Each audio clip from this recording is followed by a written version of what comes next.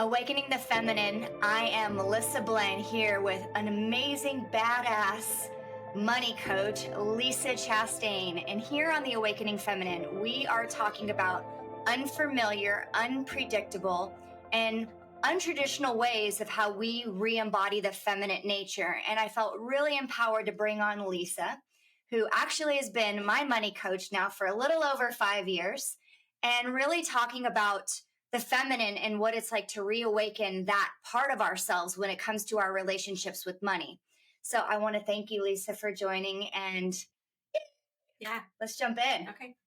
Lisa. So the first thing I want to talk about, when it comes to money is, first and foremost, I want to talk about, girl, get your shit together. So I remember being in Tulum in 2018. I was dating a man. And I was intimidated because he was really financially responsible. And I remember having a lot of debt. And like on one of our first dates, he was like, so tell me about your relationship with money. And I about shit my pants. Did you? Yeah. And I remember we were getting ready to go to Tulum and I had picked up Oprah magazine. Yes, Oprah. And there was an article there with your book. And I was like, okay, I'm ordering this book. I've never met you, and I'm dating this guy, and what a perfect place to read it in Tulum. And I remember reading your book in Tulum, and I was like, holy shit, I need you in my life. And it wasn't in that moment that I hired you. I came back from the trip, and probably about, I'd say a good 5 to 6 months later, a lot of, shit hit the fan for me.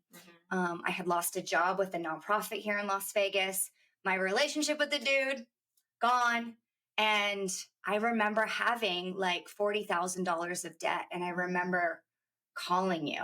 And I remember I was like, I don't even know where to begin. So I want to start off by talking a little bit about when you decided to write Girl, Get Your Shit Together, literally and figuratively. What does that mean? Like, girl, get your shit together. What did that mean for you? And why did you call the book this? I was, hello, everyone. We just jump in. It was in 2016 that I was deciding to leave my career as a financial advisor. You'll read my story in the book. I had burned through my life savings trying to start a business as a financial advisor, and it's a sink or swim kind of environment. Well, it is. It's totally sink or swim for women in the financial industry, for men too. I'd never been around money in my life. I grew up a blue-collared girl, and all of a sudden I'm in a high net worth firm trying to attract millionaires to work with, and I bombed. Wow. I sucked at it. Yeah. And I was facing my own failure financially. And at that time, I didn't know, but even a year later, I was in going through a divorce. So it was through the process of hiring a coach, Robin Crane, and her husband, Trevor, I had this burning desire to be successful and to make a difference and to have a legacy. And my voice was nowhere. It was nowhere in my life and in my business. And so the book came out of my vision and my dream to, one, be better for myself financially, knowing what I knew. I didn't know anything about money going into the finance industry, but then getting my licenses and learning how money actually works, I knew I had to get my shit together. Yeah. And I was driving down the freeway the moment it hit me, because we were like, okay, I'm going to write this book. It doesn't have a title yet. I kind of know what I'm going to talk about, like in the publishing stage of the book. And I'm driving down the I-15 south, passing the strip. And I'm telling myself, girl, get your shit together. And I was like, that's it. That's it. And it's not meant in a mean-spirited kind of way. It's a phrase that I'm calling forward because we've all said it to ourselves. I believe as a woman, we walk into a room of other successful women and we're like, man, I really got to get my shit together. Like, who hasn't done that? For sure. Right? No doubt about it. We're sizing each other up unconsciously. We're sizing ourselves up unconsciously. So I'm just saying, hey, let's do this work together. For me, when I read the book, I think I was also at that pivotal moment. I had lost a relationship, lost a job. I was in this debt. And I was just like, wow, like, how do I get myself out of a hole? And if I'm being brutally honest, because that's just how I roll, I had filed bankruptcy. I don't even remember what year it was. It's been so long, but I remember I had filed bankruptcy and I made a lot of poor decisions at a very young age. I bought a house when I was 20 and I took care of a man financially for like 6 years and took a second on my house and had all this debt. And I wrote checks that my ass couldn't cash. And I was more focused on what I look like on the outside.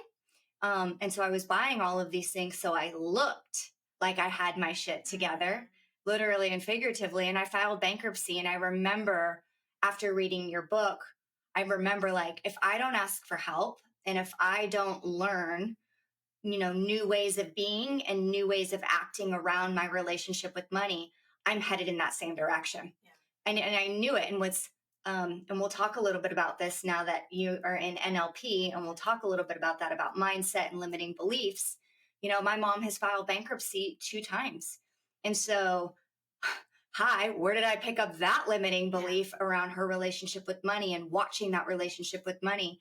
And so I remember working with you, and I remember, really having to humble myself that I didn't know shit about managing money. I had no idea whatsoever. So let's talk a little bit about, in your new book, which you are writing a new book coming out right now. Yeah. You talk in a chapter a little bit about women hitting a glass ceiling. Yeah. Talk a little bit about what that glass ceiling means, because I think we all, whether it's finances, health, relationships, I do believe that we hit a certain point. And in order to break through that, literally and figuratively, I do wholeheartedly believe that when we have accountability and support from experts like you as a financial expert and working with women, we have the opportunity and the tools to break that ceiling. Yeah. So talk a little bit about breaking the glass ceiling for women. What does that mean in the women that you work with now when it comes to, you mentioned biggest limiting belief is not being enough, and not believing that they're worthy? Yeah. There's a very political conversation right now about glass ceilings for women. So I'm going to take it out of the context of we can't control it because it's an external force, to a very personal conversation about how we all limit ourselves. Yeah. And women, we're really, really good at it. And in the money conversation, we want to know more. And if we don't feel like we know enough, we're going to limit ourselves. So turning that conversation inward, the reason I call it our own glass ceiling is that I remember very distinctly times in my life where I said things that were so limiting based on my own experiences. Yep. My dad never made more than $60,000 a year. And I was talking to my husband about this. He goes, well, in the 70s and 80s, that was probably pretty good money. I'm like, yes. And as a woman of the 21st century, that was my role model. He never made more than $60,000 a year. So then when I was in my first career making $54,000 a year by the age of 31, I thought I had made it. You're like, cha-ching, it's raining. Yeah, right. And I think my paycheck was $3,200 a month.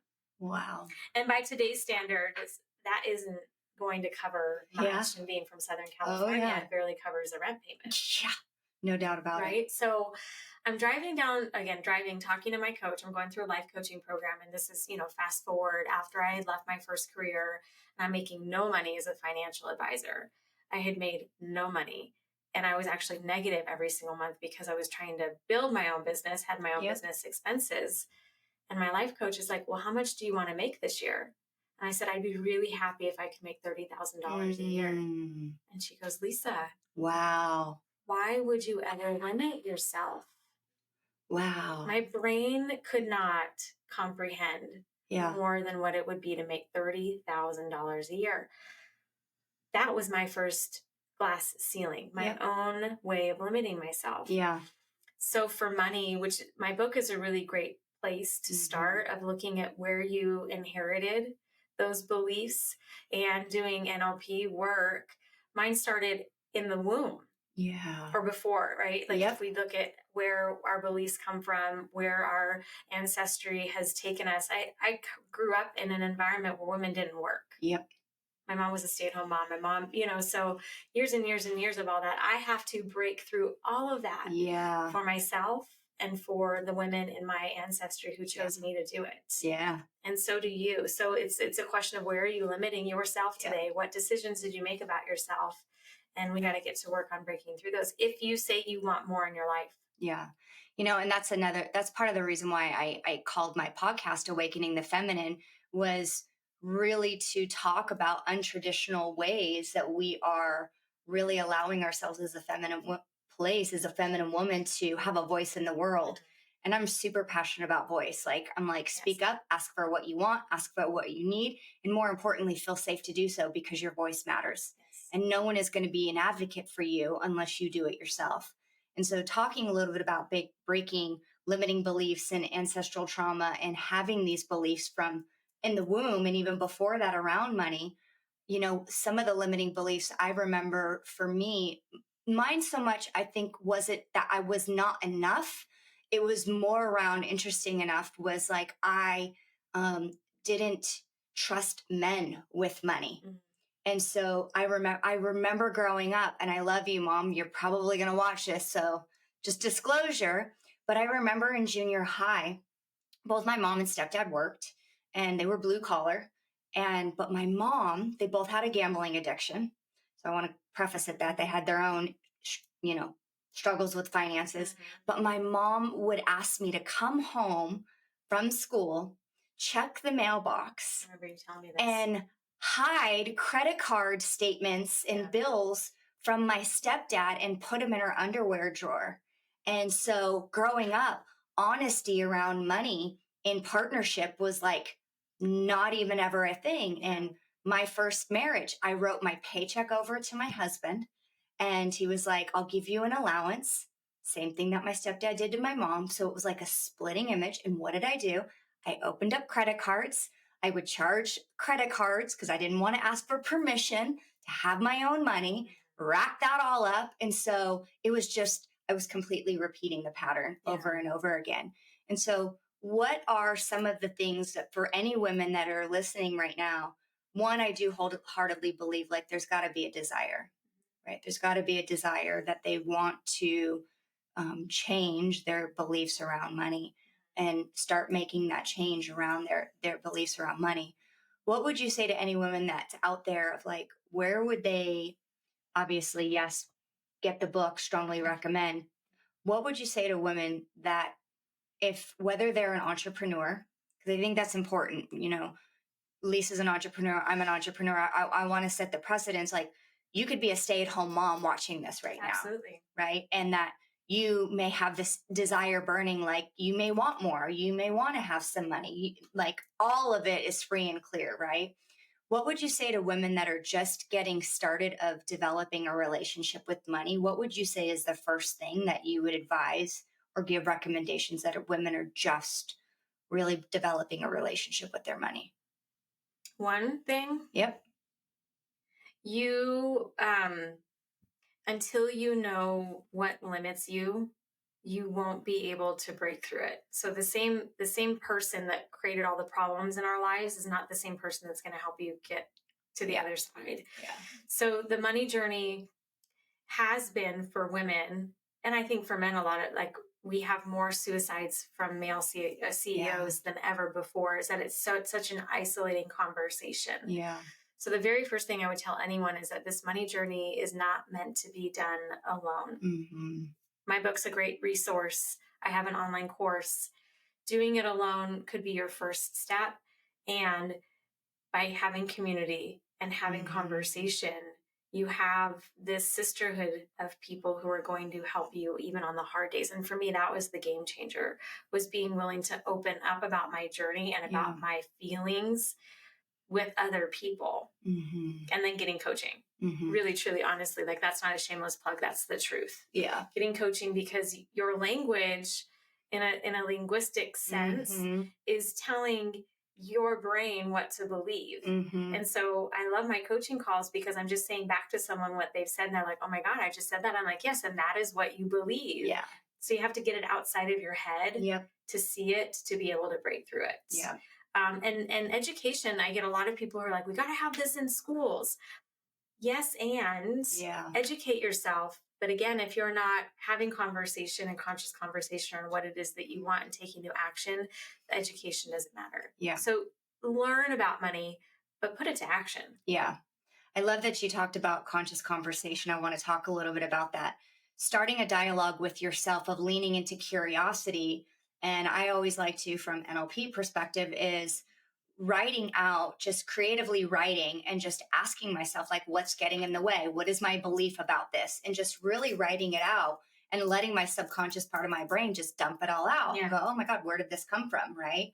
And lean into curiosity with that. Because I think that's the other part. Like, you talk a lot about, the work that you do is helping women overcome financial shame and guilt. Yeah. Because, right. So when we reflect on where our beliefs around money are, where are we at, I'm sure, I could guarantee it, there's definitely going to be feelings of guilt or shame there right out of the gate. And sometimes those shames or guilt, knowing what I know, can cause a person to go more inward and like pull back and not want to talk about the thing because they are having overwhelming feelings of shame or guilt. Mm-hmm. So if they have those when they first start reading your book or writing about it, what would you then secondly advise women that if they start to notice shame or guilt, what do you tell them? What could you tell them to help get them over that shame or guilt? Well, the first thing is you're not alone. Yeah. You're not alone. Women were pretty new to this money game. Yeah. From a mass consciousness perspective, is that women, we only, this is, I think, a place to be able to move to forgiveness, is that we only were able to retain our earnings and our property starting in the 1900s. Woo! That wasn't that long ago. No. Okay. No. So that wasn't that long ago. None of us, it's an applied science. None of us, and we made it up. We made money up. Yeah. None of us were born knowing anything about money. Yep. And so when we can have that perspective and know that we're not alone, also we, up until the 1900s, have been the majority of spenders. Mm-hmm. So if it's not our money, mm-hmm. but we're spending it, we inherited that shame and that opposition with money because it was never ours. Yeah. Yeah. Right? 100%. And so now it's ours for so many of us, not all of us. It's ours, and we're carrying that guilt and shame and that tug of war internally. And so we get to own all of it. Mm-hmm. And if we can own all of it and realize that now it's our choices, it's not really about the money then. It's about where we ask this question: where am I out of alignment with the choices that I'm making in my life? Mm-hmm. Because then it's less charge. It's not about the money. Yeah. Then you're off track in your life. Yep. Okay. All right. Now let's work there. Yep. Yeah. And the shame and the guilt, I haven't gone through bankruptcy. You have, a lot of my clients have, knowing that you're not alone, that so many people, even outwardly successful people, mm-hmm. struggle with money mm-hmm. and their worth worth. This is a human experience. Yeah. And like Brene Brown says, people just want to be seen and heard. Yeah. And when we can feel seen and heard and find someone safe to talk to about this mm-hmm. stuff, we can release it mm-hmm. over time, mm-hmm. but we can't afford to stay stuck. Yeah. I love that you said feel safe about it, because mm-hmm. obviously, the work that I do, one of the biggest things is helping women to feel safe in their physical body, because knowing what I know from NLP and knowing what I know from somatic therapy, our heart and our head could be out of alignment, mm-hmm. right? And we know that. And so therefore we have a parts conflict. And so for women that may not feel safe in their body, they're most likely not going to have the hard fucking conversation with their partners because they're afraid. Yeah. They're petrified. They're afraid, whether it's to ask, lean into curiosity. They might be afraid of getting yelled at, judged, shamed, criticized. The list goes on and on. So back to feeling safe to have the conversations. I think that's also really important for anyone watching this, is that if you don't feel safe around having conversations with money, whether that you're in relationship or even with your family, I strongly agree finding somebody that you can really lean on, that feels safe for you, to start developing new tools, new strategies and new ways of talking about money that make you feel safe. Because I'll even be honest, and you helped Andrew and I, I have a partner now, we've been together for a little over 2 years now. And I remember like early on in our relationship, and I was like, we got to talk about money because this is a big issue for me. And leaning into that conversation. And then when we decided to move in together, I hadn't lived with a man in 15 years. Yeah. He hadn't lived with a woman in 12 plus years.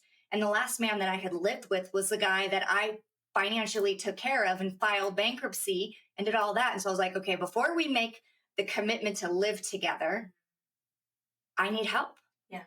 I need help because I don't know how to I'm 42 years old and I'm not ashamed to say it, but like, I don't know how to have a conversation with somebody that I love around money.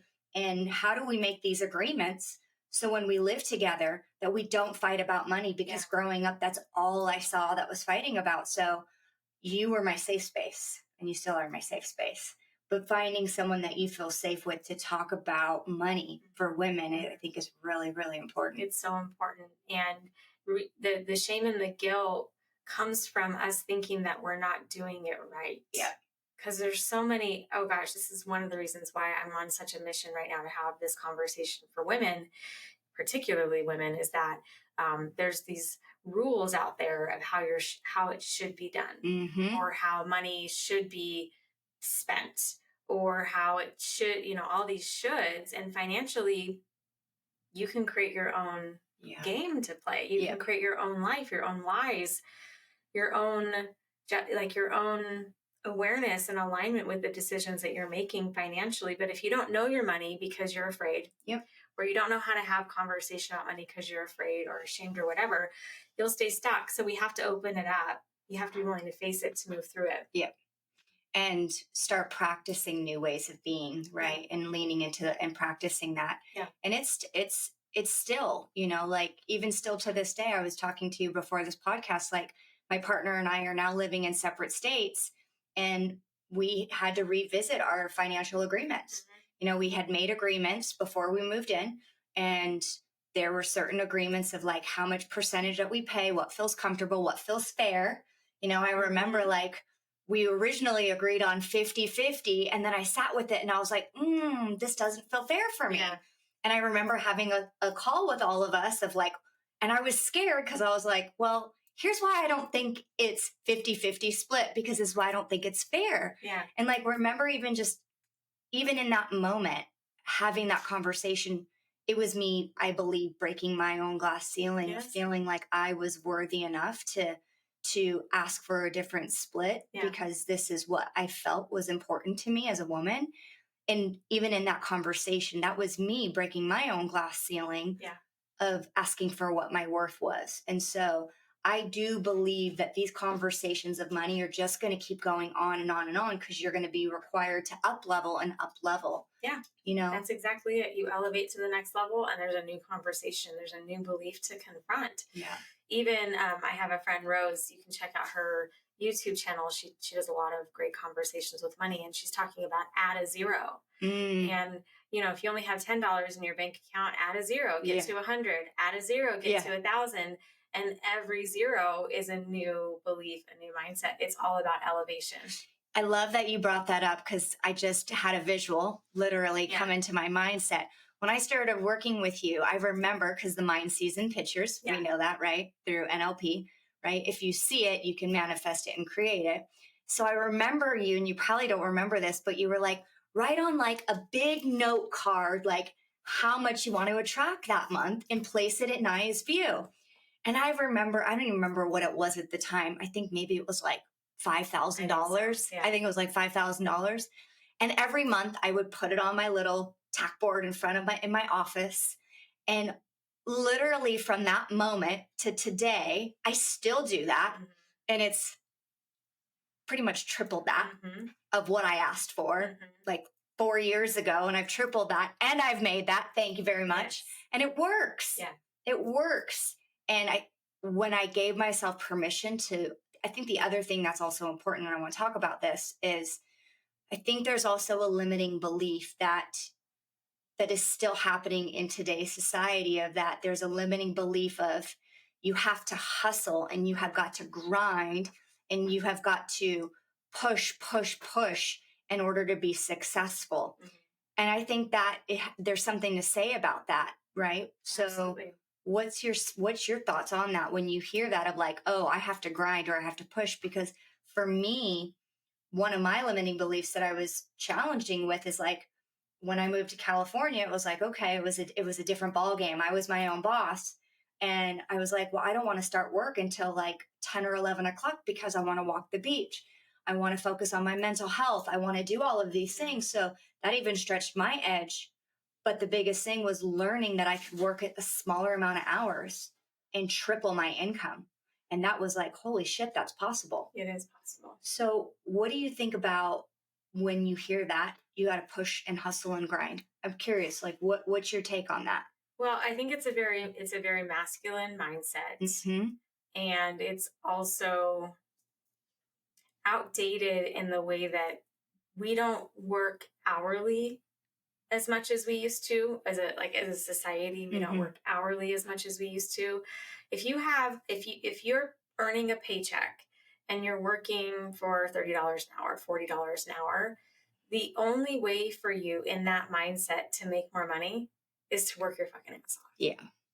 Because Yep. if you're only billing at $30 to $40 an hour, Yep. that's the only way you could create more. That's a very fixed Yep. mindset. Work overtime, right? Overtime. Yeah. Yeah. And then there's also another kind of hustle culture, that you're hustling, you got to beat the system, you got to game the system, whatever that is. And what you're speaking into in the more feminine way of creating is really through the law of attraction, Mm-hmm. and coupled by taking the right action. Mm-hmm. Law of attraction coupled by taking the right action. And for me now, I'm not hustling. Mm-hmm. I'm opening up to diverse ways. Mm-hmm. What if your money was making money for you? Yeah. Right? Yeah. What if you had 3 different avenues and sources of income? Mm-hmm. That wasn't the case for women, specifically for women, Yeah. before the 1900s even. Yeah. And even really honestly until the last 20, 30 years have women had the ability to really, and most women I would say, or more of a majority of women, because there have been women in history who have had that, but it's by far the minority. Yeah. Yeah. So the hustle culture is outdated. We need to find a new way. Mm-hmm. Some you see it on social media. It's like it's alignment. Yeah, and all yeah, that, right? So feel into it. It is, and you get to open up to multiple streams of income, Yeah. and getting your money to start working for you, and getting creative and realigning. Yeah. That's the new culture, I think, that's going to win, because it's unsustainable to hustle anyway. Yeah, absolutely. And I think also part of that also too is opening up to multiple, potential revenue coming in, or how you can make money and changing that. The other thing is that I want to ask you, because this was one of the questions that was on social media that I got asked was, and it was a woman, she's a new entrepreneur. Her name is Courtney. And she had asked on a direct message, she was like, I'm really curious, like, do I, invest more, or do I pay off my debt? Like, so she's in this process of like, which one do I do? I don't know which one I should do more of. So I get that question all the time. So let's talk about that. Okay. Invest or pay off debt? Focus on return. Focus on return. So with credit cards, for example, if you're paying on a high interest credit card, 27% interest, or you can go invest that money and get a 5 or 10% return. Over time, the 5 to 10% compound interest will earn you more. Mm-hmm. And 27% interest on a credit card also compounds. So where is your dollar best placed? Ask that question. That's a totally different way of thinking about it. Yeah. Where is this dollar going to be best for me to place right now so that it goes longer, goes farther? Mm-hmm. Well, of course, I would say get rid of the 27% interest. Yeah. Does that mean that you pay it down? Maybe not. Maybe you move it onto a 0% card. Yep. And so then you're slowly paying it down for 18 months. Yep. And then the rest that you have, start investing it because it's going to earn you 5 or 6 or 7 based on return. Mm-hmm. So in order to do that, you have to know how to play the game of money. And it's not an either or conversation. Yeah. It's what is best in alignment with my goal. What is the goal? What am I actually trying to accomplish right now? Yeah. Otherwise, then you're just playing into what I think most financial experts, most financial conversation wants you to is like one's better than the other. Yeah. Well, they're going to best suit you based on the goals. What are you trying to accomplish in the first place? So to that person, I would say, what is it that you're trying to accomplish? Yeah. And then let's pick the right avenues. Yeah. Because some people go into debt, will borrow money to invest money because it'll make you more money over time. You pay back the low interest debt. People take money out of their homes and invest it into it. So no, it can't just be a black or white. And people want to make it into this very simple way. And you can't simplify it that way. You have to really make sure it makes sense for you based on what it is you're trying to accomplish. And I love that you bring that back. I love that really getting clear on like, well, what is the goal? Like, where are you at right now in your life? Right. And so that's the other thing is like, life is going to change. And so your goals around money are going to change, right? Saving for a house, going on vacation, like knowing that those are going to change, working with your money so your money works with you to support that overall outcome. So it's not just so linear looking. You don't just set a budget, and then boom, you're successful. You don't just like say, I'm going to go, like life doesn't move that way. No. And what I'm learning from my NLP coach and through my NLP journey is the person that's the most flexible is the one that's going to be the most successful. Yeah. So your money has to be flexible because life's going to shift and grow and move. I'm managing my money daily. Yeah. I'm making decisions and I'm changing course daily, monthly. And that roadmap, it has to be a breathing, living experience, just like your life is. Yeah. And that's also part of the course that you now have online, right? The Stop Budgeting, and I think it was like, is it #adulting life or something that was from your book? Yeah. Adulting your way, #adulting your way, stop budgeting. Let's talk a little bit about obviously the course, but one of the things that I want to talk about, and maybe they interlap, maybe they don't. Okay. But one of the things that I learned early on working with Lisa was that we have all a money type. We have a money personality and money type, right? And so like human design, all these like personality, Sandy's, what talent dynamics, like your love language, like there's a quiz for everything. There was another one on like, how do you like sex? Like there's a quiz for every single thing. Okay. So money personality. So when I started working with you, I remember you had me do a questionnaire to identify money personality. I'm a cheap chip. She sure is. I sure am. Yeah, she is. Oh boy. But I will say this. I have learned to be more flexible with my money and learned how to make my money work for me to allow me to do the things that are in alignment with my values, thanks to you. So let's talk a little bit briefly about money personalities, because here's the truth. Cheap chip, my testing, Andrew, delusional Dan. Yeah. Woo, head in the clouds, doesn't track a budget. And swear that is to a T his personality. It's like, and it would drive me freaking nuts. Yeah. Right. But because I knew that about him, we started to leverage each other's strengths around money. Right. Like, so I would do the accounting at the end of the week of our budget because that, was my strong suit. And he was like, I don't want to deal with it. You can do it.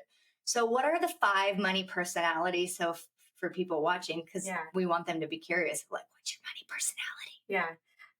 Okay, so I have a whole podcast episode about this. So you can go back and listen to the episode about your money personality if you want to do a deeper dive.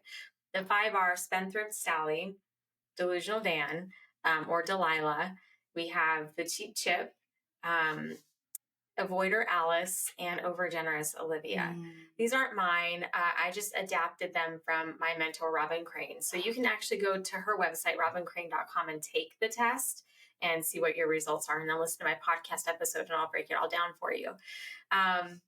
So I'm a delusional Delilah. Yeah. And I have a client who's like, that just sounds so negative. Can we call it dreamer? And yes, actually, in the positive sense, Yeah. we are big dreamers, big thinkers. Yeah. You do have a little bit of that in you. Yeah. Otherwise, you wouldn't be a business owner and have all the things that you have. You had to stretch outside your cheap comfort zone to be able to create what you want to create. And what's really important about the budget conversation is that just like the disc profile or any other profile, the talent dynamics, is there are some people that trend to data and data analysis. Yep. You're a little bit more on that side of things, personality wise, and also you grew up around a ton of scarcity, big time, 1,000%. Oh yeah. And so the cheap chip in you likes to look at the data and crunch the numbers, and it also has to feel very tangible and very real to you. Yeah. And if it doesn't, it's going to be really hard for you to make progress on it. Yeah. So the cheap chip can be very analytical. You're not totally analytical, but that's where I think you inherited from, is more in your belief system. And you will steadily make progress toward a goal. And if it gets too big too fast, energetically, you would rather just have it make steady progress, which is what you absolutely do. Yeah. There are a lot of people in the money industry who are cheap chips, and they teach money that way. Dave Ramsey is the biggest cheap chip out there. He probably doesn't live it that way anymore. Yeah. But he teaches that. Okay. Don't spend money. Don't spend money. And the language. Don't spend money. Don't spend money. Don't eat out. Don't go eat out, right? Pinch your pennies. Count every single dollar. And there's some people who are like, I'm not doing that. Yeah. They give them a big middle finger. I'm not going to do it. Yeah. But then what do I do? Yeah. What do I do? And so the stop budgeting system is about, let's just make sure you know how to track your money. Yep. You use these tools. Yep. Let's just make sure you know how to understand your cash flow so that you can make decisions that feel right for you. Yep. Yeah. Not one money type is better than the other. No, definitely not. And, speaking of money personalities and stuff, I think the other thing to talk a little bit about that is like, when I really learned that from my personality of like a cheap chip, it also took me back to like, okay, where did I hear this language? Where in my upbringing did I hear this language? And what was it like? And I remember distinctively my stepdad all the time. We can't afford this. We don't have the money. We can't afford this. We don't have the money. Like at 12 years old, they were like, oh, you want shoes? Like, you're going to be able to go get a job in a year. You're going to get a job. You're going to open up a bank account and you're going to work. And so like the underlining message as I was a kid that I got, and subconsciously I picked up as like, I can't afford that.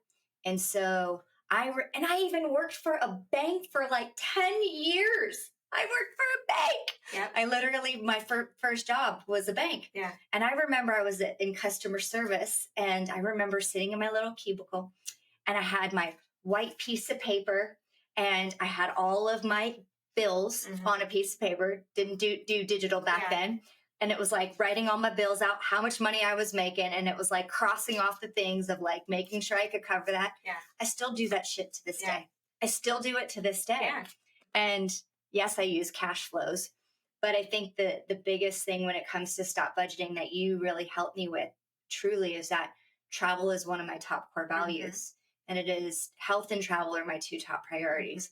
And for me, the most important thing is like, I want cash flow for both of those. Those are non-negotiable for me. And so taking my cheap chip personality, you were able to help me to implement that into my cash flow of like, these are things that are important to you. Just allocate towards them. And when you allocate towards them, you can spend that like it's there. And so again, back to budgeting, no matter what money personality I think that you are, I love that you really help people to know that you can adapt to your own personality and create systems and tools to work for you. Because here's the truth. How I do it, if I had Andrew do it, he would lose his ever-loving you-know-what. It just doesn't work. And the conversation around money is so important. It's so important. Yeah. It's so important. And that you have your own unique personality, which also lends itself to the shame. Yep. Going back to the shame conversation, where you've learned about money Yep. in a way that is not authentic for who you are, Yeah. then there can be shame and guilt that goes along with that. So I was raised by cheap chip parents. Yeah. And it didn't matter how much money we had or didn't have. We were always in a not enough conversation. My mom was very tight on the money in the household. And so being cheap chips, they still thrift shop to this day. Yeah. And that's what they did. Yep. That's how they lived. Yep. I inherited it. I'm not a cheap chip. I'm not. And I thought that because I was raised by cheap chips that I had to be that way. And because I wasn't, there was shame and guilt that went with that. And we can apply that to more than just money in our lives, right? Oh, for sure. I'm not this way. I'm supposed to be this way. And because I'm not, I feel ashamed or isolated or no one understands me. So when I found out about these money personalities and I was like, I'm a delusional Delilah, my whole life opened up. Yeah. My business took off. And the way that I do money today is absolutely not how my parents would do it. And it scares them to death. And yet, this is how I'm growing my business. This is how I'm taking big risks, how I'm investing in my brand. Yeah. To be able to have the things that I say I want. Yeah. Rather than saying it'll never happen. Yeah. My delusional Delilah wants a beach house. My parents would tell me it would never happen. Yeah. It's not possible. You can't do it. And I refuse to listen to those conversations tonight. Yeah. I think that's important really too, is like, who do you surround yourself with? And how do they live their life? Like, what are their values around money? What are the conversations around money? You know, I'm super fortunate to have amazing sisters and women that love to travel. We actually talk about money all the time. Yeah. We're getting up there, you know, and we're like, hey, like, let's just buy a big beach house and like, we'll all contribute and we'll all live there. And I'm like, oh, I can get down with that. Awesome. But we talk about money very openly and freely. And we're at this age and we're like, you know, we get excited talking about like, how do we invest at this age? What does retirement look like? Right? Like, these were conversations that none of our families talked about. It was non-existent. And now we're having these conversations. But again, I think it's important being mindful of what you watch, who you spend your time with, because from an NLP perspective that's constant installing. Yeah. Right? It's constant installing to the subconscious mind and it picks it up. Yeah. And you can easily start living your life like that. And so it's really just, I think another thing about money is like, there's so much crap on television and there's so many things that we pick up and hear. And at the same sense, it's not even in alignment with who you are. Yeah. If I could give one nugget that would be so beneficial is that I want your listeners and your women to ask this question: what does success mean to me?